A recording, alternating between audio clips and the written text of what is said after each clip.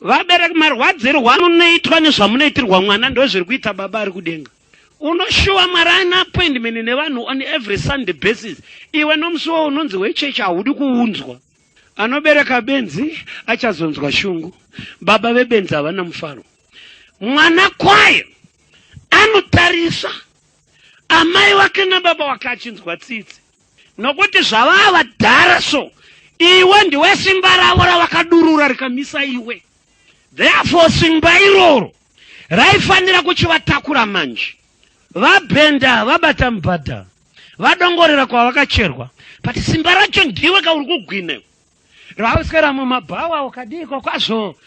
Mazuva ano kana kuimba havachagona, kasatana akati nokuimba chitadzai kwakupopota bodo bodo ho ha halada holo ha bada bada kwa kwa kwa kwa kwa.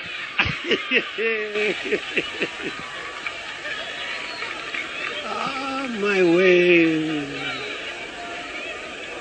Chitarisa yegwagwa iri kuitwa chiona zvakaitwa musoro mumwe wakadhirowiwa dollar sign pagotsi kakakotseka nedollar sign yegwagwa. Ndiwo tsano here vangauya kuzorora kumba kwedu vane dhora pagotsa? Hakuna iyoyo. Anobereka benzi achazonzwa shungu.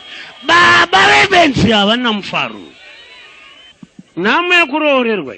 Vanasikana vedu ndo vamwe ndiyo anabva adiwa iyeyo. Anabva awiwa naye kwatete. Tarisa kana mapfekerwa zvakaitwa. Manjombo asina kukoperwa anda achikwabuka. Iro bhurukwa kuno rakaita ngorostina chaizvo.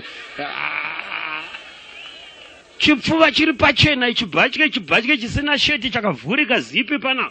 Ya, netucheni muhuro so radza kuti. Totarisa zvedu kuti musha here chaiwo unomiswa nevava. Muone yekubereka. Anobereka benzi achazonzwa shungu. Baba vebenzi havana mufaro.